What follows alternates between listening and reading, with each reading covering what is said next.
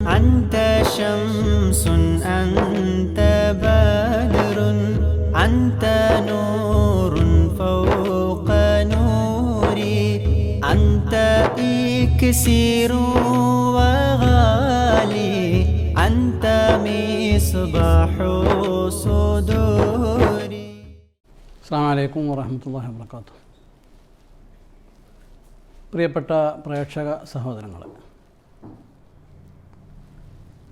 മഹാനായ നബി സല്ലല്ലാഹു അലൈഹി വസല്ലമ തങ്ങളുടെ ജന്മദിനം അനുസ്മരിപ്പിച്ചുകൊണ്ട് റബീഉൽ അവ്വൽ സമാഗതമാവുകയാണല്ലോ. ഇതിനോടനുബന്ധിച്ച് നമ്മുടെ പ്രേക്ഷക സഹോദരങ്ങൾക്കായി ചില വൈജ്ഞാനിക കാര്യങ്ങൾ പങ്കുവെക്കണമെന്ന് സംഘാടകർ താല്പര്യപ്പെട്ടതനുസരിച്ചാണ് നമ്മളിവിടെ സംഗമിച്ചിരിക്കുന്നത്. അള്ളാഹു ഇതിൽ സ്വാലിഹായ അമലായി നമ്മിൽ നിന്ന് കബൂൽ ചെയ്യുമാറാകട്ടെ, ആമീൻ എന്ന് ദുആ ചെയ്യാം. നബി സല്ലല്ലാഹു അലൈഹി വസല്ലം തങ്ങളുടെ ജന്മദിനാഘോഷം ലോകരാഷ്ട്രങ്ങളിൽ എന്നതാണ് സംസാരിക്കാനായി എനിക്ക് നിശ്ചയിക്കപ്പെട്ട വിഷയം. ലോകരാഷ്ട്രങ്ങളിലൊക്കെ നടക്കുന്ന നബിദിനാഘോഷങ്ങൾ പറയാൻ ഇവിടെ സമയം മതിയാവുകയില്ല എന്നത് ആർക്കും മനസ്സിലാക്കാൻ കഴിയും. നബിദിന ആഘോഷം എന്ന് പറഞ്ഞാൽ നബി സല്ലല്ലാഹു അലൈഹി വസല്ലം തങ്ങളുടെ ജന്മദിനം വരുമ്പോൾ അതിനോടനുബന്ധിച്ച് അതിനെ അനുസ്മരിച്ചുകൊണ്ട് മറ്റുള്ളവർക്ക് അതിനെ അനുസ്മരിക്കാനായി ഓരോ അവസരങ്ങൾ സൃഷ്ടിക്കുക എന്നതാണ് ഉദ്ദേശിക്കപ്പെടുന്നത്. നബി സല്ലല്ലാഹു അലൈഹി വസല്ലം തങ്ങളുടെ ജീവിതാധ്യായങ്ങൾ ജനങ്ങൾക്ക് പറഞ്ഞ് മനസ്സിലാക്കി കൊടുക്കുക, നബി തങ്ങളുടെ വിശുദ്ധ ജീവിതത്തിലെ സന്ദേശങ്ങൾ ആളുകളെ തിരിയപ്പെടുത്തുക, നബി തങ്ങളുടെ അപദാനങ്ങൾ പ്രകീർത്തിച്ചുകൊണ്ടുള്ള മൗലിദുകൾ, ഗാനങ്ങൾ, ബൈത്തുകൾ, ഷെയറുകൾ മുതലായവ ആലപിക്കുക, നബി തങ്ങളുടെ പേരിലുള്ള ദാനധർമ്മങ്ങൾ നിർവഹിക്കുക, മധുര പലഹാരങ്ങളായി, അന്നപാനീയങ്ങളായി, ഭക്ഷ്യവസ്തുക്കളായി മറ്റുള്ളവർക്ക് നൽകുക, സന്തോഷപ്രകടനത്തിൻ്റെ ഭാവഭാവങ്ങൾ പ്രകടമാക്കുക വിവിധ രീതികളിൽ. ഇതൊക്കെയാണ് ഇതിൻ്റെ മുഖമുദ്രകൾ, അല്ലെങ്കിൽ ഇതിൻ്റെ ഭാഗമായി മനസ്സിലാക്കപ്പെടുന്ന അനുവർത്തിക്കപ്പെടുന്ന കാര്യങ്ങൾ.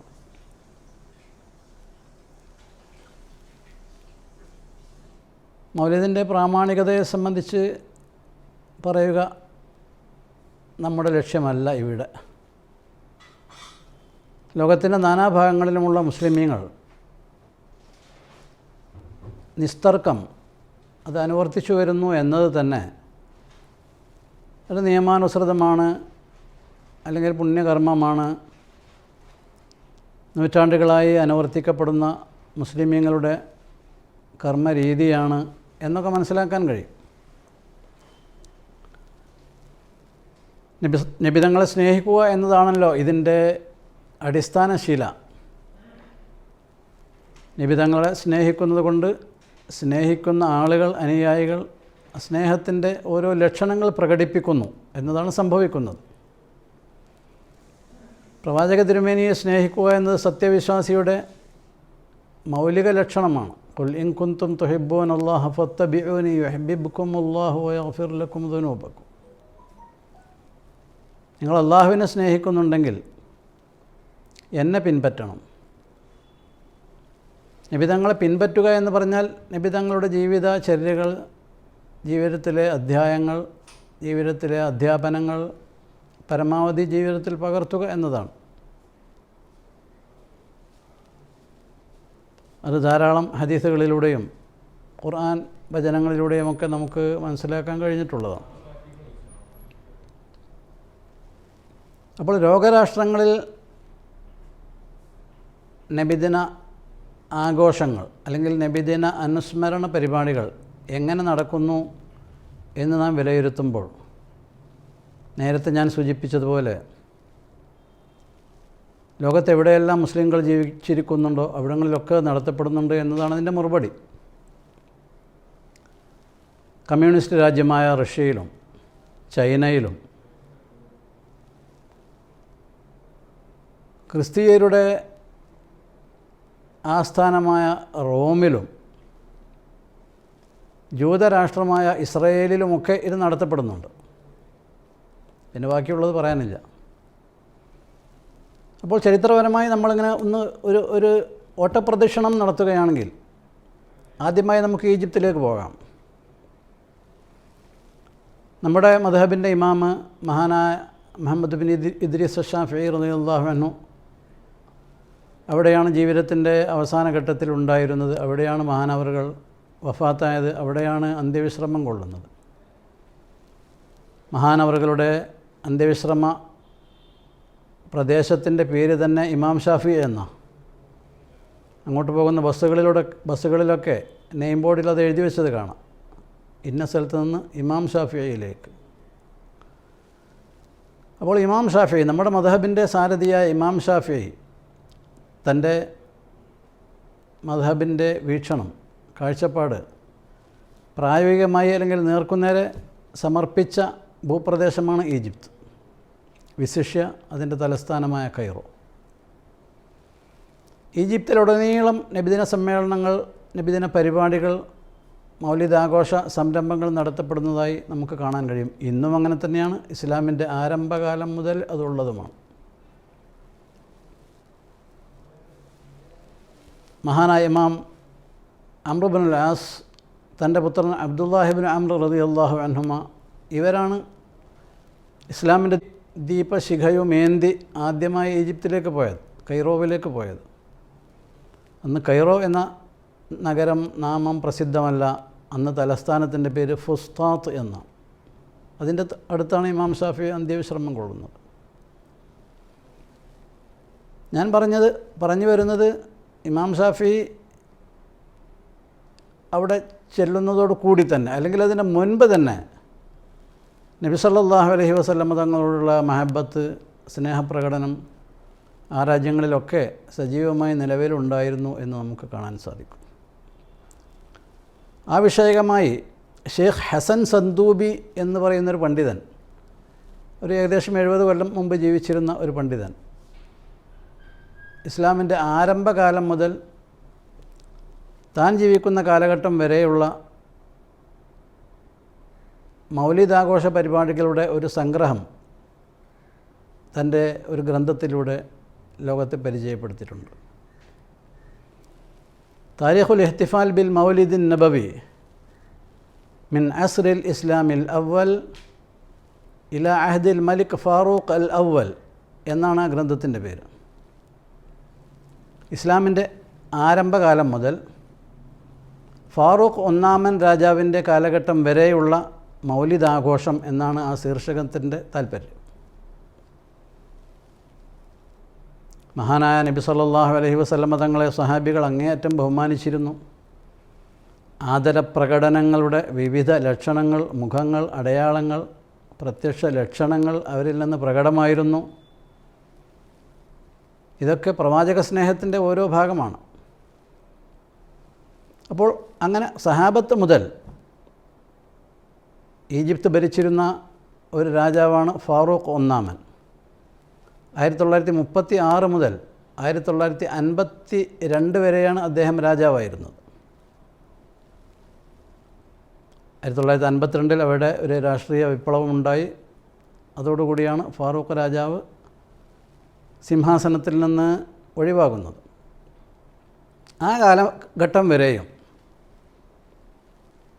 13 നൂറ്റാണ്ടിലേറെ കാലം എങ്ങനെയൊക്കെയായിരുന്നു മീലാദ് ആഘോഷ പരിപാടികൾ എന്നാണ് ഈ ഗ്രന്ഥത്തിൻ്റെ പ്രമേയം ചുരുക്കി പറഞ്ഞാൽ. അതിൻ്റെ ശേഷം ഇന്നുവരെയും നബിദിനാഘോഷങ്ങൾ അവിടെ നടന്നു വരുന്നു. ആ ഗ്രന്ഥകാരൻ്റെ കാലം വരെയുള്ളത് പറഞ്ഞു എന്ന് മാത്രം. ഇന്ന് ഔക്കാഫിൻ്റെ കീഴിലും, അഥവാ ഗവൺമെൻറ് ആഭിമുഖ്യത്തിൽ തന്നെ, മിനിസ്ട്രി ഓഫ് ഔക്കാഫും മിനിസ്ട്രി ഓഫ് അൽ അസ്ഹറും രണ്ടും നബിദിനാഘോഷങ്ങൾക്ക് നേതൃത്വം നൽകിക്കൊണ്ടിരിക്കുന്നു, ഔപചാരികമായി, ഔദ്യോഗികമായി. ഇതിൻ്റെ ഭാഗമായി വിവിധ പരിപാടികൾ സംഘടിപ്പിക്കപ്പെടാറുണ്ട്.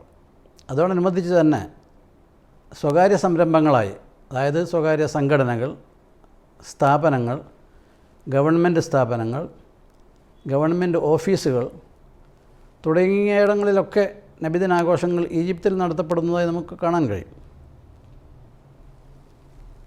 ഈ പറഞ്ഞ പരിപാടികൾ, ഔദ്യോഗിക പരിപാടികളൊക്കെ ഉദ്ഘാടനം ചെയ്യുന്നത് വലിയ വലിയ ആളുകളാണ്. അൽ അസ്ഹറിൻ്റെ കീഴിലുള്ള, അൽ അസ്ഹർ എന്ന് പറഞ്ഞാൽ അവിടുത്തെ എഡ്യൂക്കേഷണൽ ഡിപ്പാർട്ട്മെൻറ്റിൻ്റെ ഒരു ചിറകാണ്. 2 ഡിപ്പാർട്ട്മെൻറ്റുകളുണ്ട് ഡിപ്പാർട്ട്മെൻറ്റ് ഓഫ് എഡ്യൂക്കേഷനിൽ. ഒന്ന് അസ്ഹർ രീതിയിലുള്ളത്, മറ്റൊന്ന് സെക്യുലർ രീതിയിലുള്ളത്. ഇതിൽ അസ്ഹർ വിദ്യാലയങ്ങളുടെ, അസ്ഹറിൻ്റെ കീഴിൽ അസ്ഹർ ഡിപ്പാർട്ട്മെൻറ്റിന് കീഴിൽ നിരവധി കോളേജുകളും അവയ്ക്കൊക്കെ നേതൃത്വം നൽകിക്കൊണ്ട് അൽ അസ്ഹർ യൂണിവേഴ്സിറ്റിയും നിലകൊള്ളുന്നുണ്ട്.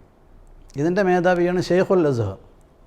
ഒരു സാധാരണ മന്ത്രിയേക്കാൾ ഉയർന്ന പദവിയാണ് അദ്ദേഹത്തിനുള്ളത്. ഈജിപ്ഷ്യൻ പ്രധാനമന്ത്രിയുടെ തൊട്ടു താഴെയാണ് പ്രോട്ടോക്കോൾ അനുസരിച്ച് ഷെയ്ഖുൽ അസ്ഹറിൻ്റെ പോസ്റ്റ്, സ്ഥാനം. അപ്പോൾ ഷെയ്ഖുൽ അസ്ഹറാണ് അസ്ഹറിൻ്റെ കീഴിലുള്ള പരിപാടികൾ ഉദ്ഘാടനം ചെയ്യുന്നത്. മറ്റു ചിലയിടങ്ങളിൽ അദ്ദേഹം അതിൽ പങ്കെടുക്കുന്നു. അതേപോലെ ഔഖാഫിൻ്റെ കീഴിൽ നടക്കുന്ന പരിപാടികൾ ഔഖാഫ് മിനിസ്റ്റർ, ഔഖാഫ് മന്ത്രിയാണ് ഉദ്ഘാടനം ചെയ്യുന്നത്. അദ്ദേഹം മറ്റു പല സ്ഥലങ്ങളിലും ഇത്തരം പരിപാടികളിൽ പങ്കെടുക്കുകയും ചെയ്യും. പിന്നെ നേരത്തെ സൂചിപ്പിച്ചതുപോലെ വ്യക്തികൾ അവരുടെ ഗൃഹങ്ങളിൽ, അവരുടെ സ്ഥാപനങ്ങളിൽ, അവരുടെ വിദ്യാഭ്യാസ കേന്ദ്രങ്ങളിൽ, ഇങ്ങനെ വിവിധ മേഖലകളിൽ വ്യക്തിപരമായും മീലാദ് ആഘോഷ പരിപാടികൾ അവിടെ സംഘടിപ്പിക്കപ്പെടുന്നുണ്ട്. ഇതിൻ്റെ ഭാഗമായി മൗലിദ്, പ്രകടനങ്ങൾ, മധുരപലഹാര വിതരണം, ഭക്ഷണ വിതരണം തുടങ്ങി കോൺഫറൻസുകൾ, വ്യത്യസ്ത തലങ്ങളിലുള്ള കോൺഫറൻസുകൾ, അന്താരാഷ്ട്ര സെമിനാറുകൾ വരെ ഇങ്ങനെയുള്ള മിനിസ്ട്രികളൊക്കെ ഇതോടനുബന്ധിച്ച് സംഘടിപ്പിച്ചുകൊണ്ടിരിക്കുന്നുണ്ട്. അപ്പോൾ അത്രമാത്രം വിപുലമായാണ് ഈജിപ്തിലെ നബിദിനാഘോഷ പരിപാടികൾ നടത്തപ്പെടുന്നത്.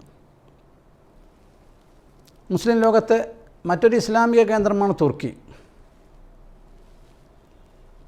20-ാം നൂറ്റാണ്ടിൻ്റെ ഏകദേശം ആരംഭത്തിൽ വരെ മുസ്ലിം രാജ്യത്തിൻ്റെ മേൽക്കോയ്മ ഉസ്മാനികൾക്കായിരുന്നു. ഉസ്മാനി ഭരണത്തിൻ്റെ സ്ഥിരാകേന്ദ്രമായിരുന്നു തുർക്കി. തുർക്കിയുടെ തലസ്ഥാനമായി അന്നുണ്ടായിരുന്നത് ഇസ്തംബൂൾ ആണ്. പിന്നീടത് അങ്കറയിലേക്ക് മാറ്റപ്പെട്ടതാണ്. ഉസ്മാനികളുടെ കാലത്തും ഈജിപ്തിനെ കുറിച്ച് പറഞ്ഞതുപോലെ വളരെ വിപുലമായ നബിദിനാഘോഷങ്ങൾ അവിടെ നടത്തപ്പെടാറുണ്ടായിരുന്നു.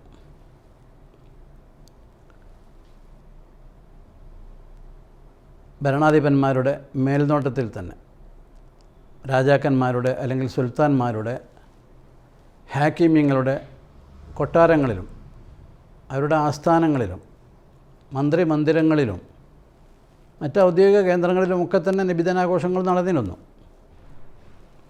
1923 ഉസ്മാനികൾ നിഷ്ക്രമിക്കുകയും മുസ്തഫ കമാൽ അത്താതുർക്ക് ഭരണമേറ്റെടുക്കുകയും ചെയ്തു.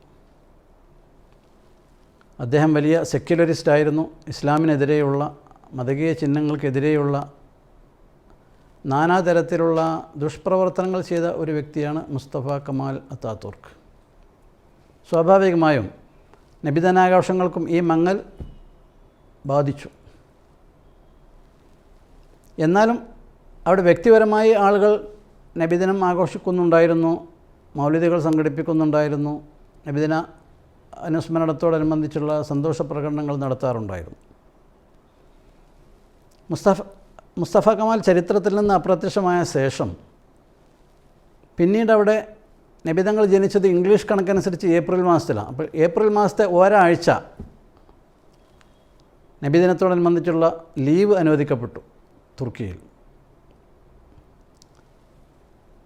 തുർക്കി യൂറോപ്പിനോട് ചായ്വ് പ്രകടിപ്പിച്ചതിനാലും യൂറോപ്പിൻ്റെ കലണ്ടർ ഗ്രിഗോറിയൻ കലണ്ടർ ആയതിനാലും ഏപ്രിൽ ഒരാഴ്ച നബിദിനാഘോഷത്തിന് അവർ നീക്കിവെച്ചു. അടുത്ത കാലം വരെ ഏകദേശം 2-3 വർഷം വരെ അങ്ങനെയായിരുന്നു. ഏപ്രിൽ ഒരാഴ്ച അവർ നബിദിനം ആഘോഷിക്കും, പിന്നെ റബീഉൽ അവ്വൽ 12 നബിദിനം ആഘോഷിക്കും. ഇങ്ങനെയായിരുന്നു തുർക്കിയിൽ. അത്താതുർക്കിന് ശേഷമാണ് പറയുന്നത്. 2-3 വർഷങ്ങൾക്ക് മുമ്പ് ചില പ്രവാചക സ്നേഹികളും പ്രവാചക സ്നേഹത്തിൽ അധിഷ്ഠിതമായ ദാർശനിക കാഴ്ചപ്പാടുള്ള ചില സംഘടനകളും ഈ ഏപ്രിൽ മാസം ഒരാഴ്ച നബിദിനത്തിന് ലീവ് അനുവദിക്കുന്നത് അനിസ്ലാമികമായ കാഴ്ചപ്പാടാണ് എന്നൊരു ആശയവുമായി രംഗത്ത് വരികയും വിവിധ പ്രതിഷേധ സംരംഭങ്ങൾ നടക്കുകയും ചെയ്തു. നബി ജനിച്ചത് ഏപ്രിലല്ല, റബിയുൽ അവ്വലിലാണ്. അതുകൊണ്ട് റബിയുൽ അവ്വൽ ആ ലീവ് നൽകപ്പെടണമെന്നാണ് അവർ വാദിച്ചത്. സ്വാഭാവികമായും ആ വാദം അംഗീകരിച്ചുകൊണ്ട് 3 വർഷമായി അവിടെ റബിയുൽ അവ്വലിൽ 12-ൻ്റെ ഒരാഴ്ച, റബിയുൽ അവ്വൽ 12-ാം തീയതി ഉൾക്കൊള്ളുന്ന ഒരാഴ്ച ലീവ് അനുവദിക്കപ്പെട്ടു. ഇപ്പോൾ ആ ഒരാഴ്ചയാണ് അവർ നബിദിനം ആഘോഷിച്ചു കൊണ്ടിരിക്കുന്നത്, എല്ലാവിധ ലക്ഷണങ്ങളോടും സംരംഭങ്ങളോടും കൂടി തന്നെ. ഈ പരിപാടി ഉദ്ഘാടനം ചെയ്യുന്നത്, അഥവാ ഈ ഒരാഴ്ചത്തെ നബിദിനാഘോഷ പരിപാടികൾ ഉദ്ഘാടനം ചെയ്യുന്നത് ടർക്കിഷ് പ്രസിഡൻ്റാണ്. തുർക്കിയുടെ പ്രസിഡൻ്റ് ആരാണോ അയാളാണ് ഉദ്ഘാടനം ചെയ്യുന്നത്. നേരത്തെയും അങ്ങനെയായിരുന്നു, ഇപ്പോഴും അങ്ങനെ തന്നെയാണ്. പാരിൽ പൊൻകതിരൊളിവായി പൂത്തിങ്കൾ നീ വന്നു, പ്രഥമ വസന്തം തന്നു. അഴകില്ലതിരില്ലാതാകാശഗംഗയിൽ അളവില്ല വർണ്ണം ചൊരിഞ്ഞു. ഇനി നേരത്തെ ഞാൻ പറഞ്ഞതുപോലെ റഷ്യ, ചൈന, റോം തുടങ്ങിയുള്ള രാജ്യങ്ങളുടെ ചരിത്രം നോക്കിയാലും സംഭവങ്ങൾ പരിശോധിച്ച് നോക്കിയാലും അവിടങ്ങളിലൊക്കെ നബിദിനാഘോഷം നടക്കുന്നുണ്ട്. അവിടങ്ങളിലൊന്നും ഇസ്ലാമിക വഖഫ് കാര്യാലയമോ അല്ലെങ്കിൽ ഇസ്ലാമിക വിദ്യാഭ്യാസ കാര്യാലയമോ ഇല്ലാത്തതുകൊണ്ട് ഔദ്യോഗികമായി നടക്കുന്നില്ല എന്ന് മാത്രം. ഔദ്യോഗികമായി നടക്കുന്നില്ല എന്നതല്ല പ്രധാനം. മുസ്ലിങ്ങളതെങ്ങനെ കാണുന്നു, എങ്ങനെ ആഘോഷിക്കുന്നു എന്നതാണ്. റഷ്യയിലെ ഉദാഹരണമായി ബാഷ്കർത്തസ്ഥാൻ എന്നൊരു പ്രവിശ്യയുണ്ട്. അവിടെ ഒരു ഇസ്ലാമിക് യൂണിവേഴ്സിറ്റി ഉണ്ട്, ജാമിഅത്ത് റൂസിയ അൽ ഇസ്ലാമിയ. അവിടെ ഒന്നിലധികം തവണ സന്ദർശിക്കാൻ അൽഹംദുലില്ലാഹ് എനിക്ക് അവസരം ലഭിച്ചിട്ടുണ്ട്. അവിടങ്ങളൊക്കെ അഹ്ലുസുന്നത്തി വൽ ജമാഅത്തിൻ്റെ വീക്ഷണവും ഹനഫി മദ്ഹബും അതാണ് അവിടെ മിക്ക മുസ്ലിങ്ങളുടെയും ജീവിത രീതി. സ്വാഭാവികമായും അവർ നബിദിനാഘോഷം സംഘടിപ്പിക്കുന്നുണ്ട്. നബിദിനത്തോടനുബന്ധിച്ച് വിവിധ പരിപാടികൾ, സെമിനാറുകളും സമ്മേളനങ്ങളും മൗലിദുകളും അന്നദാനവും മധുരപലഹാര വിതരണവും അങ്ങനെ ഒരുപാട് സംരംഭങ്ങൾ ഇതുപോലെയുള്ള വിദ്യാഭ്യാസ സ്ഥാപനങ്ങളിലും മറ്റു കേന്ദ്രങ്ങളിലും നടത്തപ്പെട്ടുകൊണ്ടിരിക്കുന്നുണ്ട്. അവിടെ ഇസ്ലാമിക് അഫയേഴ്സിൻ്റെ കീഴിൽ ഒരു ഗ്രാൻഡ് മുഫ്തിയുണ്ട്.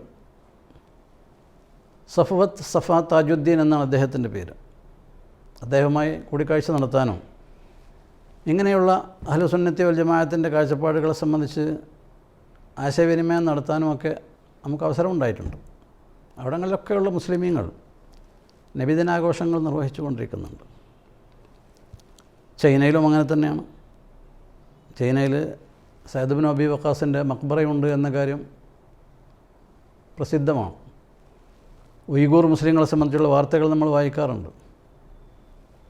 അവിടങ്ങളിലൊക്കെ മുസ്ലിങ്ങൾ ഹനഫി മദ്ഹബുകാരും ഏതെങ്കിലും ഒരു ത്വരീഖത്തിൻ്റെ വക്താക്കളും സുന്നത്ത് ജമാഅത്തിൻ്റെ പന്ഥാവിൽ സഞ്ചരിക്കുന്നവരുമാണ്. സ്വാഭാവികമായും അവരും നബിദിനം ആഘോഷിക്കുകയും റബീഉൽ അവ്വൽ നബി സല്ലല്ലാഹു അലൈഹി വസല്ലമ തങ്ങളോടുള്ള അനുസ്മരണം പ്രത്യേകമായി പുതുക്കുകയും അതുമായി ബന്ധപ്പെട്ട വിവിധ സംരംഭങ്ങളിൽ അവർ ഏർപ്പെടുകയും ചെയ്യുന്നുണ്ട്. ഇനി സോവിയറ്റ് റഷ്യയുടെ വിവിധ സ്റ്റേറ്റുകൾ, സംസ്ഥാനങ്ങൾ അടുത്ത കാലത്തായി 10-20 കൊല്ലങ്ങൾക്ക് മുമ്പ് സ്വതന്ത്രമായി. അങ്ങനെയുള്ള എല്ലാ സംസ്ഥാനങ്ങളിലും ഇന്ന് വളരെ സജീവമായി ഓരോ കൊല്ലവും കൂടുതൽ ഉഷാറായി നബിദിനാഘോഷങ്ങൾ സംഘടിപ്പിക്കപ്പെട്ടുകൊണ്ടിരിക്കുകയാണ്. ഓരോന്നും പ്രത്യേകമായി പറയാൻ സമയമില്ല. പിന്നെ പാകിസ്ഥാൻ, അഫ്ഗാനിസ്ഥാൻ തുടങ്ങിയുള്ള മുസ്ലിം രാജ്യങ്ങൾ, അവിടങ്ങളിലൊക്കെയുണ്ട് നബിദിനങ്ങൾ. പാകിസ്ഥാനിൽ ഔദ്യോഗികമായും നടത്തപ്പെടുന്നുണ്ട്, ജനകീയമായും നടത്തപ്പെടുന്നുണ്ട്, വളരെ വിപുലമായി തന്നെ.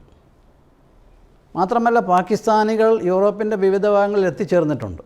അവിടങ്ങളിലൊക്കെ നബിദിന പരിപാടികൾ നടത്തപ്പെടുന്നുണ്ട്. ടുണീഷ്യ, മൊറോക്കോ, സുഡാൻ, യമൻ, പ്രത്യേകിച്ച് യമനിലെ ഹദറമൗത്ത്, നമ്മുടെ മമ്പുറം സാദാത്തുമാരുടെയൊക്കെ ജന്മനാടായ ഹദറമൗത്ത്.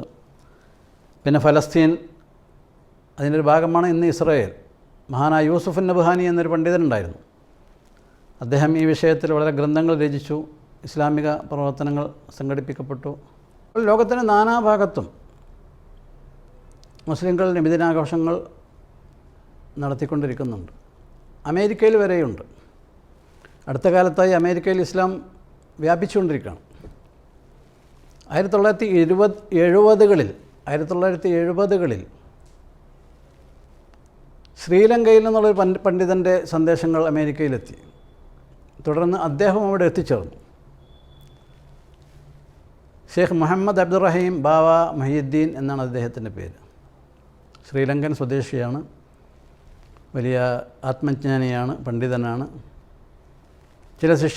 ചില ആളുകൾ അദ്ദേഹത്തെ സന്ദർശിക്കുകയും അവർ അദ്ദേഹത്തിൻ്റെ ശിഷ്യന്മാരായി തീരുകയും അങ്ങനെ അവരുടെ ക്ഷണമനുസരിച്ച് അദ്ദേഹം അവരുടെ നാടായ അമേരിക്കയിലെ ഫിലാഡൽഫിയ സ്റ്റേറ്റിലേക്ക് പോവുകയും അവിടെ ഒരുപാട് പ്രവർത്തനങ്ങൾ അദ്ദേഹം നടത്തുകയും ചെയ്തു. അദ്ദേഹം അന്ത്യവിശ്രമം കൊള്ളുന്നത് അവിടെ തന്നെയാണ്.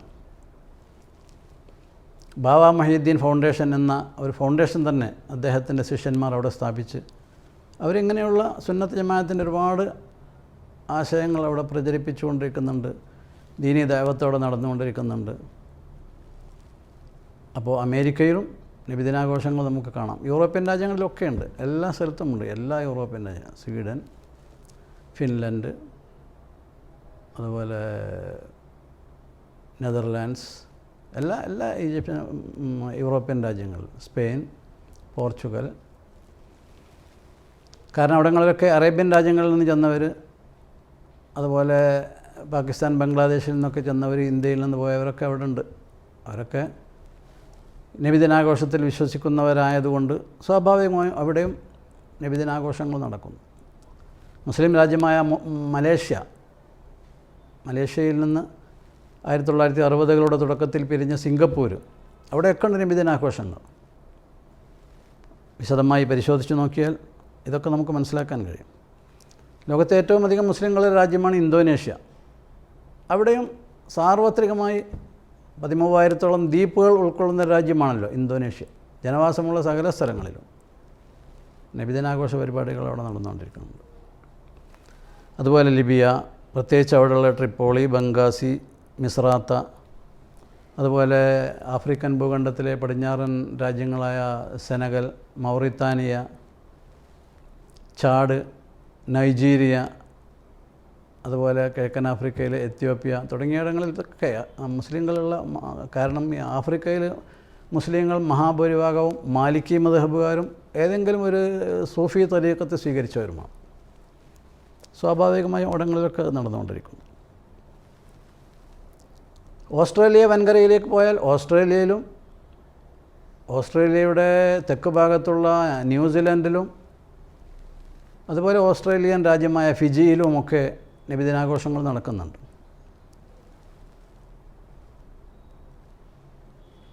ന്യൂസിലൻഡിൻ്റെ തലസ്ഥാനമായ ഓക്ലൻഡിൽ ദാറുൽ ഹുദയിൽ നിന്ന് പഠനം പൂർത്തിയാക്കിയ ഒരു ഹുദവി അവിടെ മതകാര്യങ്ങൾക്ക് നേതൃത്വം നൽകി പ്രവർത്തിച്ചുകൊണ്ടിരിക്കുന്നുണ്ട്. അബ്ദുൽ ലത്തീഫ് ഹുദവി അരിപ്ര. അവിടെ പ്രധാനമായും 2 സംഘടനകളുടെ കീഴിൽ നബിദിനാഘോഷങ്ങൾ നടക്കുന്നുണ്ട്. ഒന്ന് SAMA,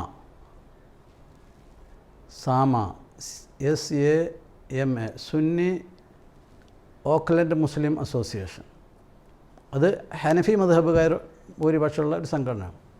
മറ്റൊന്ന് മഅൂനത്തുൽ ഇസ്ലാം, അത് ഷാഫിഈ മുസ്ലിങ്ങളുടെ ഒരു സംഘടനയാണ്. ഈ 2 സംഘടനകളുടെ കീഴിലും അവിടെ നബിദിനാഘോഷങ്ങൾ നടന്നുകൊണ്ടിരിക്കുന്നുണ്ട്. ഫിജിയിലും നബിദിനാഘോഷങ്ങളുണ്ട്. ഓസ്ട്രേലിയയിലെ കാൻബറ, സിഡ്നി തുടങ്ങിയ വിവിധ സിറ്റികളിലും. അതേസമയം സൗദി അറേബ്യയിലോ എന്നൊരു ചോദ്യം ഉണ്ടാവും. അവിടെയും നടന്നുകൊണ്ടിരിക്കുന്നുണ്ട്. അവിടെ ആളുകൾ നബിദിനത്തോടനുബന്ധിച്ച് മൗലിദുകൾ പാരായണം ചെയ്യുന്നുണ്ട്. പക്ഷേ സർക്കാർ ഭാഗത്തു നിന്നുള്ള വിലക്കുണ്ട് എന്ന ഒരു കാര്യം അവിടെ ശ്രദ്ധേയമാണ്. ഞാൻ നേരത്തെ പറഞ്ഞു, സർക്കാർ അംഗീകരിച്ചാലും അംഗീകരിച്ചില്ല. ഇപ്പോൾ ചൈനയിൽ സർക്കാർ അംഗീകരിച്ചിട്ടല്ല മൗലിദ് നടക്കുന്നത്. അതുപോലെ റോമൻ ഗവൺമെൻറ് അംഗീകരിച്ചിട്ട് അവരെ ഡിപ്പാർട്ട്മെൻറ്റിൻ്റെ കീഴിലല്ല നബിദിനം നടത്തപ്പെടുന്നത്. നബി സല്ലല്ലാഹു അലൈഹി വസല്ലമ തങ്ങളുടെ ജന്മദിനം അനുസ്മരിച്ചുകൊണ്ട് പരകോടി ജനങ്ങൾ റബീഉൽ അവ്വലിൽ ആ നേതാവിനെ അനുസ്മരിച്ചു കൊണ്ടിരിക്കുന്നു എന്നാണ് നാം പറയുന്നത്. സൗദി അറേബ്യയിലെ സ്ഥിതി എന്താ? 1370 എന്ന് പറഞ്ഞാൽ 70 വർഷങ്ങൾക്ക് മുൻപ് വരെ അഹ്ലുസുന്നത്തി വൽ ജമാഅത്തിൻ്റെ രീതിയിലായിരുന്നു അവിടെ കാര്യങ്ങളൊക്കെ നടന്നിരുന്നത്. വലിയ വലിയ പണ്ഡിതന്മാർ ഹിജാസിലുണ്ടായിരുന്നു. സൗദി അറേബ്യ എന്നുള്ള പേരുണ്ടാകുന്നതിന് മുമ്പ് ഹിജാസ് എന്നാണ് പറയാം. അവിടെ ഉണ്ടായിരുന്നു. അവരൊക്കെ അഹ്ലുസുന്നത്തി വൽ ജമാഅത്തിൻ്റെ ഇമാമിയങ്ങളായിരുന്നു. അവർക്ക് നബിതങ്ങളെ സ്നേഹിക്കുന്നതിൽ ഏറ്റവും വലിയ ശുഷ്കാന്തിയുള്ളവരായിരുന്നു. സ്വാഭാവികമായും അവർ നബിദിന പരിപാടികൾ സംഘടിപ്പിച്ചു. ആൽ സഊദിൻ്റെ ഭരണം വന്നപ്പോൾ അവർ വഹാബി ചിന്തയിലേക്ക് തിരിഞ്ഞു. വഹാബികളും യഥാർത്ഥത്തിൽ വഹാബികളുടെ ആദർശ പുരുഷനായ ഇബ്നു തൈമിയ്യ തൻ്റെ ഇഖ്തിലാഉ സിറാത്തുൽ മുസ്തഖീം എന്ന കിതാബിൽ മൗലിദിനെ ശ്ലാഘിച്ച് എഴുതിയിട്ടുണ്ട്, രേഖപ്പെടുത്തിയിട്ടുണ്ട്. വായിച്ചു നോക്കിയാൽ മനസ്സിലാക്കാൻ കഴിയും. ഇഖ്തിലാഉ സിറാത്തുൽ മുസ്തഖീം. അതിന് 2 അടിസ്ഥാന കാരണങ്ങൾ അദ്ദേഹം പറഞ്ഞിട്ടുള്ളത്. ഒന്ന്, ഇത് നടത്തുന്ന ആളുകൾ പ്രവാചക തിരുമേനിയോടുള്ള സ്നേഹം കൊണ്ടാണ് ഇത് സംഘടിപ്പിക്കുന്നത്. 2, അതിൻ്റെ സൃഷ്ടിപരമായ അല്ലെങ്കിൽ അനുകൂലമായ ഗുണഫലങ്ങൾ അതിൽ പങ്കെടുക്കുന്ന ആളുകൾക്ക് ലഭിക്കുന്നു. ഇതുകൊണ്ടിത് ശ്ലാഘനീയമാണ് എന്നാണ് ഇബ്നു തൈമിയ്യ പറഞ്ഞിട്ടുള്ളത്. അദ്ദേഹത്തിൻ്റെ ശിഷ്യനായ ഇബ്നു ഖയ്യിമിൽ ജൗസിയ്യയും ഇപ്രകാരത്തിലുള്ള അഭിപ്രായങ്ങൾ രേഖപ്പെടുത്തിയിട്ടുണ്ട്. സൗദി ഭരണകൂടം വന്ന ശേഷമോ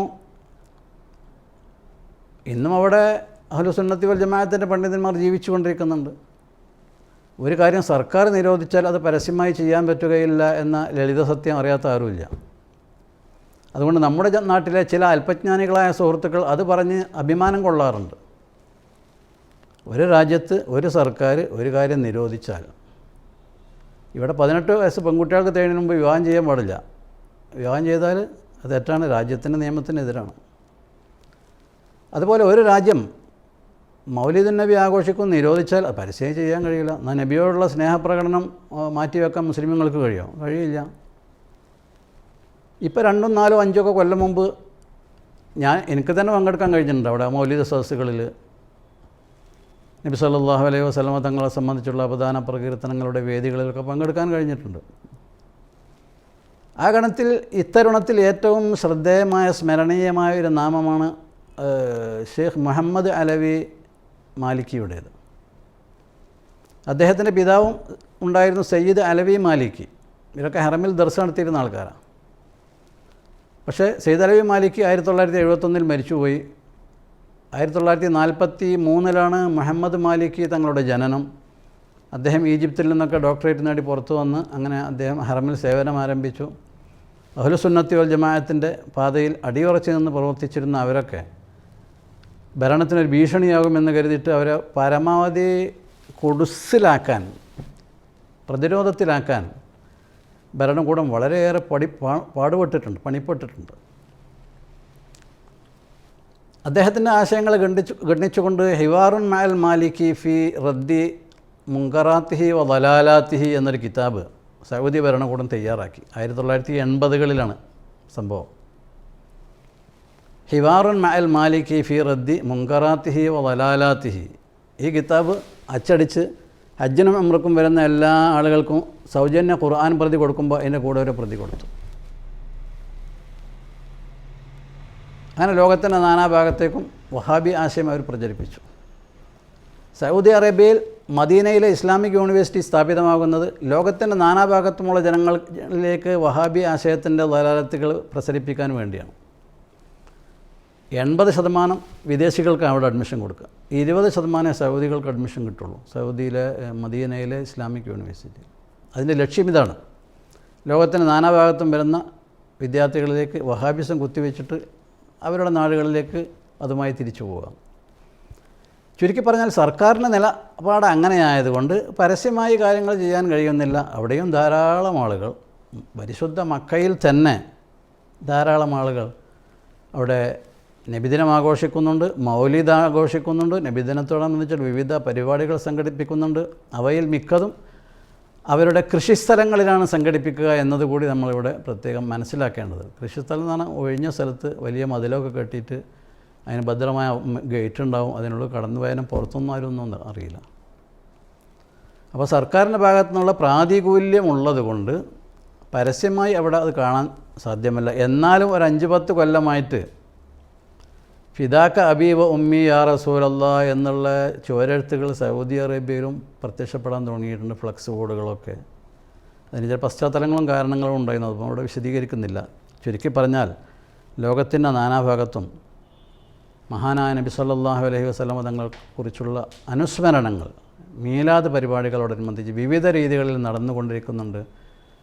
അത്തരം പരിപാടികളിലൂടെ നബി തങ്ങളോടുള്ള സ്നേഹം പ്രകടിപ്പിക്കാനും നബി തങ്ങളുടെ സമുന്നതമായ വ്യക്തിത്വം ജനതയ്ക്ക് പരിചയപ്പെടുത്താനും നമുക്ക് അല്ലാഹു അവസരങ്ങൾ ഇനിയും സൃഷ്ടിച്ചു തരുമാറാകട്ടെ. നിങ്ങളൊക്കെ ദുആ ചെയ്യുക. അസ്സലാമു അലൈക്കും വറഹ്മത്തുള്ളാഹി വബറകാതുഹു.